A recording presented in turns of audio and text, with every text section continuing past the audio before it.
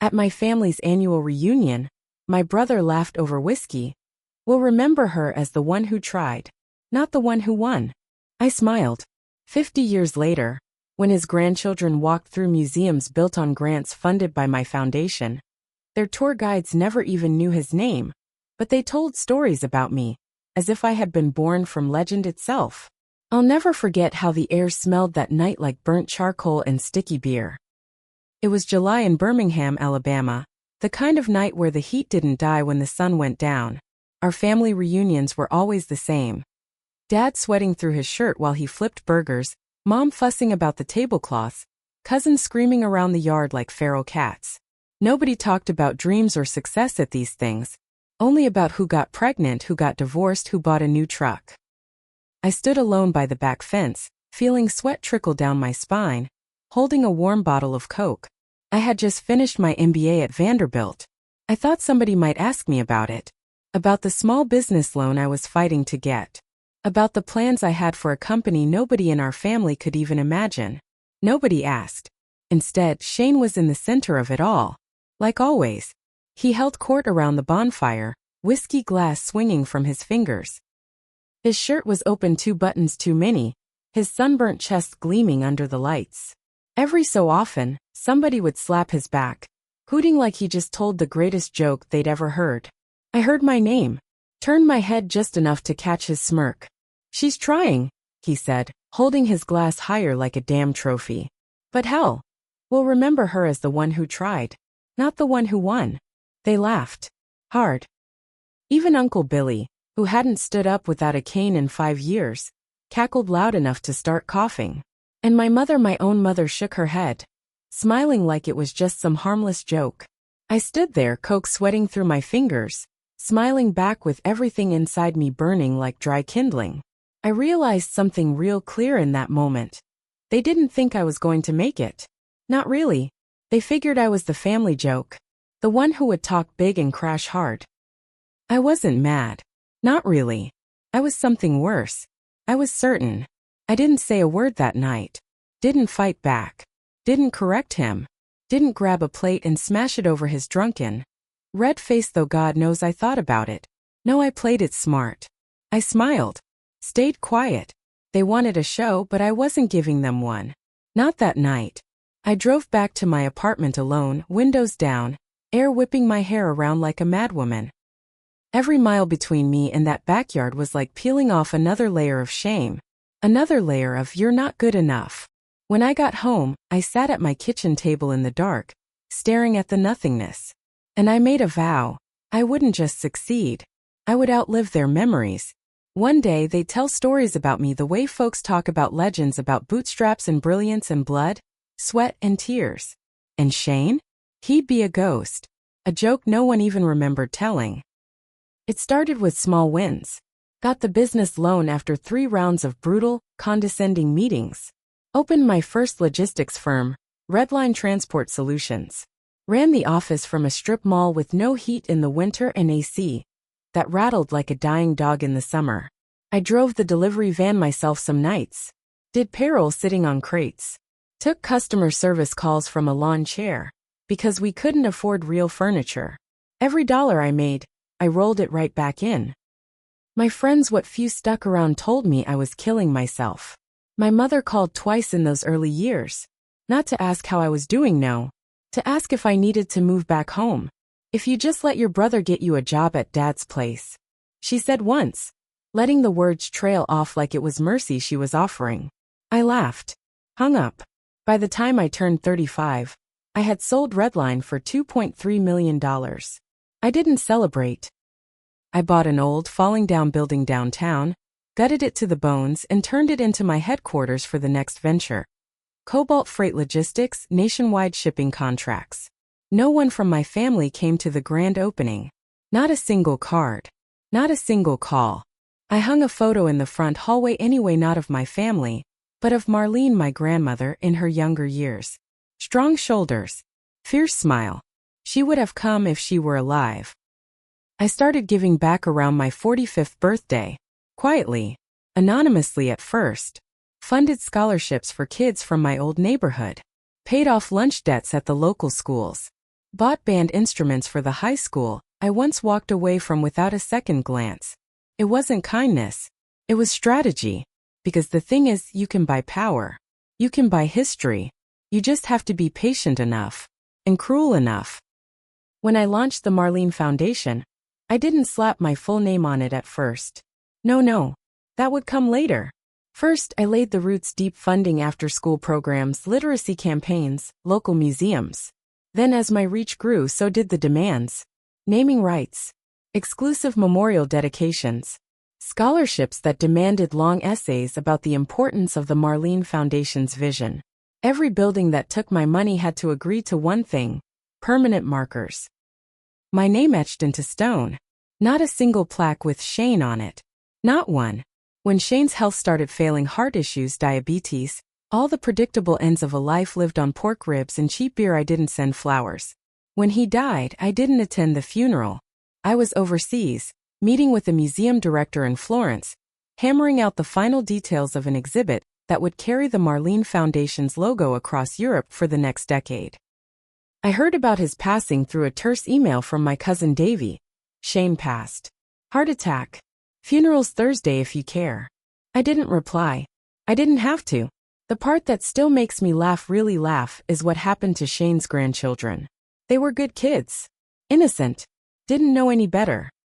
On a school field trip when they were about 11 or 12, their teachers took them to a new cultural center, the kind that local newspapers tripped over themselves to write about. Built on land nobody had wanted for decades. Now all gleaming steel beams and glass. The plaques outside? The ones every visitor stopped to read. Funded by the Marlene Foundation. Dedicated to the spirit of progress and perseverance. Inside, the guides told stories about me. About the scrappy woman who came from nothing. The visionary who changed the city's future. They didn't mention Shane. They didn't mention any of the old names. The kids came home wide-eyed, telling their parents about this incredible woman who had built it all. Their parents, Shane's kids, sat there at the dinner table, listening to stories about me, their forgotten aunt. Like I was a character from a fairy tale. I wasn't the one who tried. I was the one who rewrote the whole damn ending. And they never even saw it coming. The first real crack in the perfect silence came a few months after Shane's funeral. I was at a gala downtown, nothing fancy, just another fundraising dinner, where rich folks sipped watered-down cocktails and patted each other on the back for giving back. I didn't even want to go, but the Marlene Foundation was one of the top sponsors, so there I was, standing under glittering chandeliers, smiling politely at strangers who only knew the version of me that wore $1,000 suits. Halfway through my second drink, a woman brushed past the waiters and made a beeline for me. I recognized her instantly, Shane's daughter, Kelly. She looked just like him. Same stubborn chin, same narrowed eyes when she was mad. And she was pissed. "You think you're better than him?" she hissed, standing way too close. "You think money makes you some kind of saint?" Several heads turned. I didn't flinch. I just looked at her the way I used to look at business rivals, bored, a little amused. "No," I said calmly, setting my glass down. "Money didn't make me better than him. He did that himself." She looked like she wanted to slap me. Hell, I almost wished she would. Would have made for better headlines. Instead, she spit at my feet, literal spit, and stormed off. After that, it wasn't so quiet anymore. Little articles started popping up. Whispers that maybe the Marlene Foundation's founder wasn't as squeaky clean as everyone liked to think. Anonymous tips to journalists about how I abandoned my family. Rumors about stepping on people to get where I was. I knew exactly who was behind it. Kelly and her brothers, desperate, angry, realizing too late that the family history books were being written without their chapter. I could have crushed them legally. Defamation suits. Cease and desists. Hell, with the lawyers I had on retainer, I could have buried them so deep they wouldn't dare say my name above a whisper. But I didn't. I let them scream into the void. Let them waste their money on private investigators and shady reporters. Because here's the thing. You can't kill a story that's already been carved into stone. Still, not everything went smooth.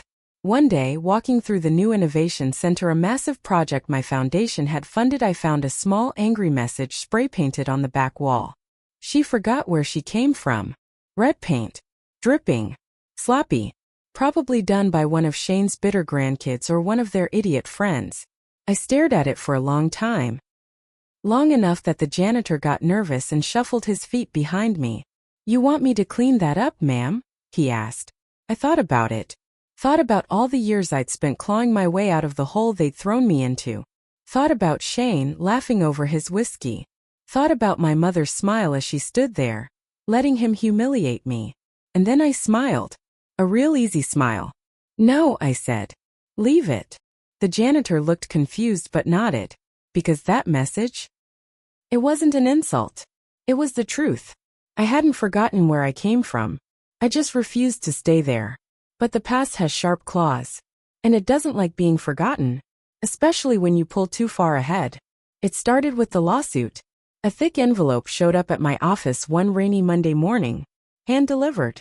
No warning. Inside, papers filed by Shane's children. Claims that I had manipulated my way into controlling family assets. That I had used undue influence to funnel land and resources into my foundation. That, essentially, I had robbed the family blind while smiling for the cameras. I sat there for a long time just staring at the papers. It was laughable legally. It didn't have a prayer. Every deal, every dollar, every handshake I'd ever made was clean and ironclad. But still, the message was clear. They weren't just mad. They wanted blood. I didn't call them. Didn't send my lawyers to work it out quietly. I fought them. Hard. And publicly. The court hearings made small headlines at first. Then bigger ones. Not because there was any real scandal but because people love a fight.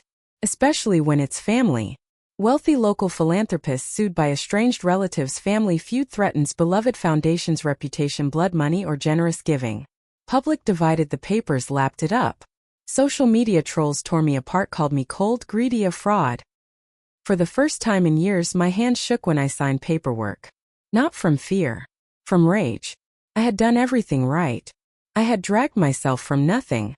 I had built something bigger than all of them combined. And still they wanted to tear me down.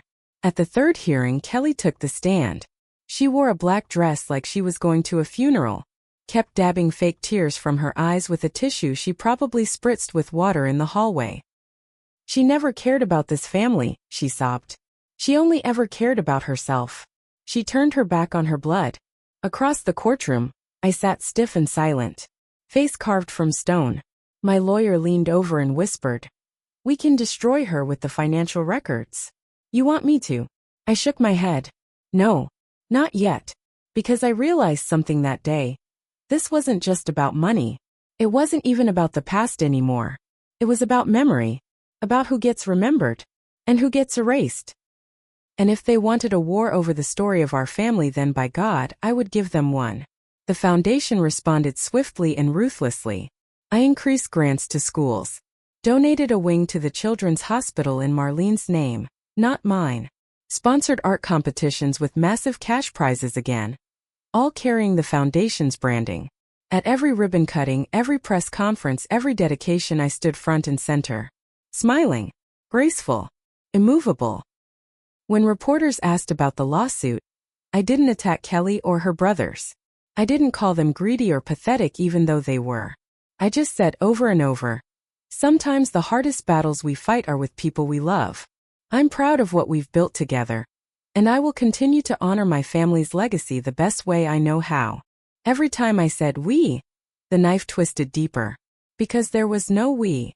Not anymore. Not ever again. The lawsuit dragged on for almost 2 years.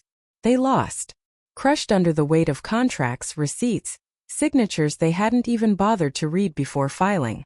The judge ruled in my favor so hard that they were ordered to pay my legal fees. They couldn't, of course. They had nothing left. They tried to sell Shane's old house, the one he'd left to them. The one full of broken furniture and fading photos, but the market was bad. They barely got enough to cover half their debts. Last I heard, Kelly was bartending at a sports bar off the interstate.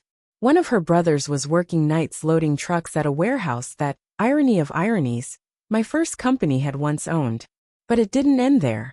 Because after you destroy someone's present, the past comes back in ways you don't expect. It was supposed to feel better than this. Winning. Crushing them. building a life so big they couldn't even touch the edges of it. But the night after the final hearing, when the papers were signed and sealed, and the headlines started to drift away, I went home to my giant perfect house and sat alone in the dark. There were no calls to celebrate, no friends clinking glasses, no family waiting at the door with cake and cheap champagne. Just me. Just silence. I thought about my grandmother Marlene, the only one who ever really believed I could be more. She would have been proud, I think. Or maybe a little sad. I poured a glass of whiskey, Shane's drink of choice, the same one he sloshed around the night he humiliated me, and sat on the back porch staring out into the trees. The cicadas screamed in the dark, just like they did 50 years ago in my parents' backyard. I raised my glass to the night sky. To the one who won, I whispered. And for the first time in decades, I felt a crack somewhere deep inside. The years rolled on. The Marlene Foundation grew bigger than I ever dreamed. We funded dozens of libraries, museums, innovation centers, parks. We built scholarships for kids so poor they didn't even know what college was. We restored parts of Birmingham that had rotted for decades into places tourists paid to see now. My name was on plaques in 4 states. Teachers gave lectures about my life. Students wrote essays about me. Sometimes when I visited a new opening, I'd hear them talking about me like I had been some kind of myth. A genius. A saint. Nobody knew about Shane. Nobody asked. Nobody cared. Until one day, a small letter showed up. No return address. Just my name, written in a shaky hand. Inside was a photograph. An old one. It showed Shane, maybe 20 years old, grinning next to a broken-down truck, holding me, a little girl, no more than 5, on his shoulders. We were both smiling. Big, bright, careless smiles. Before life got heavy. Before dreams rotted. Before the poison set in. On the back, scrawled in faded ink. Before you hated me. No signature. Just that. I sat at my desk for a long time with that photo in my hands. Because the truth, the part one never said out loud, even to myself, was this. I hadn't just outlived Shane. I had become him in ways I never wanted to admit. I had built a life out of spite, brick by brick, fueled by every time they laughed, every time they doubted me. I had made sure nobody remembered him. But sometime, late at night, when the world was quiet and my hands ached from too many years of writing checks and shaking hands, I wondered if anyone would really remember me either. Or just the legend I forced them to believe in. The world loves a winner. But it forgets even the best stories eventually. Even the ones carved into stone. I didn't tell anyone about the photo. I didn't show it to my staff. Didn't lock it up in some fireproof safe next to my awards and newspaper clippings. I slid it into the bottom drawer of my desk, under a pile of old, ignored documents. Out of sight. But not out of mind. Things started to shift after that. Not right away. But small cracks showed up where everything had once been smooth. At one of the Marlene Foundation's fancy new scholarship dinners, a young reporter cornered me. Fresh face. Bright smile. The kind that thinks they're smarter than the world they're walking into. She was polite at first, all handshakes, and so honored to meet you. Then she asked, in a voice a little too sweet, some people say success like yours comes at a cost. What would you say you've had to sacrifice to get here? The room tilted slightly. Not because of the question, but because of the way she said sacrifice. Like she already knew the answer. I smiled the way I trained myself to. Everything worth having costs something, I said. I chose to pay. The reporter nodded. But the gleam in her eyes told me this wouldn't be the last time someone asked that question.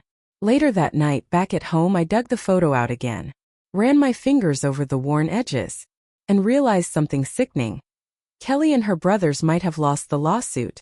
They might have lost the house. They might have lost the public. But they had planted something I couldn't pull out. Doubt. The attacks started getting smarter after that. Anonymous blog posts. Podcasts.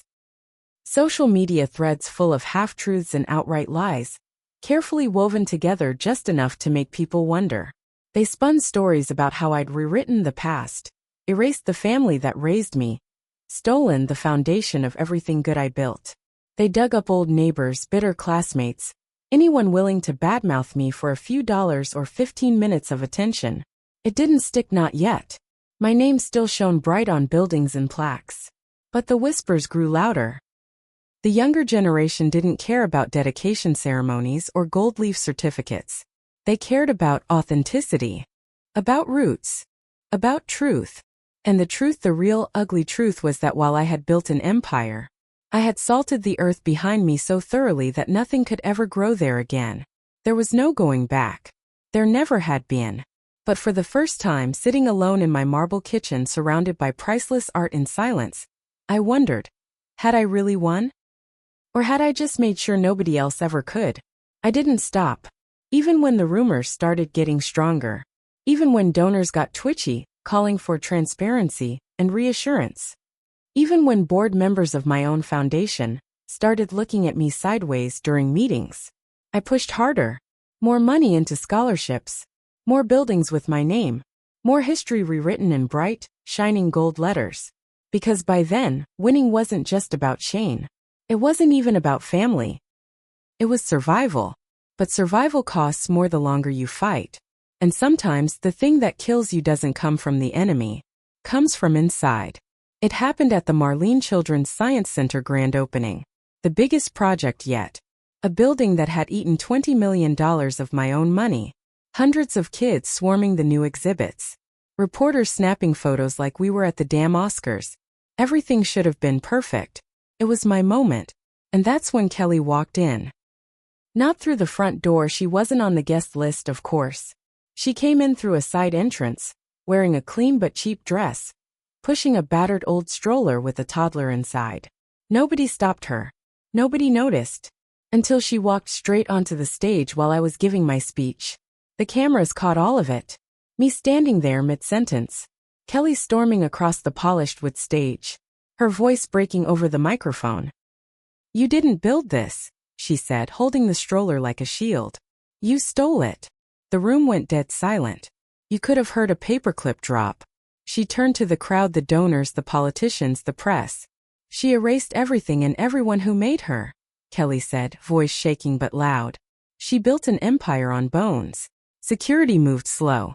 Like they weren't sure whose side they were supposed to be on. I just stood there. Frozen. Because for one split second, a small, brutal second, I saw myself through their eyes. Not a legend. Not a success story. Just a woman standing on a stage of ghosts, pretending they never existed. Kelly was dragged off by security. The crowd clapped awkwardly when I finished my speech. The cameras rolled on, pretending everything was fine. But it wasn't. Not anymore. The next morning, the headlines weren't about the Science Center. They were about me. Empire of Silence. The true cost of success. Family feud erupts at Marlene Children's Center opening. Hero or villain? The complicated legacy of Birmingham's brightest star. The board called an emergency meeting. Not to fire me, they couldn't. Not yet. But to restructure. To reduce my public-facing role. To move toward community-driven leadership. Code words. Sharp knives hidden behind smiles. They couldn't erase my name from the buildings. But they could bury me behind committees, silence me behind paperwork. Make me a ghost in the empire I built. And the worst part? I couldn't stop them. Because this was the thing Shane had always understood. Even drunk, even stupid. It's not about winning once. It's about winning forever. And forever, it turns out, is a lot harder to buy than you think. I didn't show up to the next board meeting. Let them sit there, whispering behind coffee cups and polished smiles. Let them pretend they hadn't spent years riding my name like a winning racehorse. I stayed home instead, sat at the long oak table in my kitchen, staring out at the rain pounding the windows. For the first time in years, the house felt too big, too cold, too full of things that didn't mean a damn thing anymore. I thought about calling someone, anybody, but there was nobody left. I had built a life where I stood so far above everyone else. There was no one beside me. The calls started coming a week later. First donors pulling out. Then, corporate partners reassessing relationships. Local news crews camped outside the building, sniffing for the next piece of blood to spill. Kelly didn't stop either. She organized protests, small at first, then bigger. Picket signs outside the Marlene buildings. Flyers handed out at ribbon cuttings. Real heroes don't erase their families. Success built on ashes isn't success. She knew what she was doing. She wasn't fighting for money. She was fighting for memory. And the thing about memory is once you let someone else tell the story, you don't get it back. I watched the foundation's numbers fall. Watched politicians cancel speeches.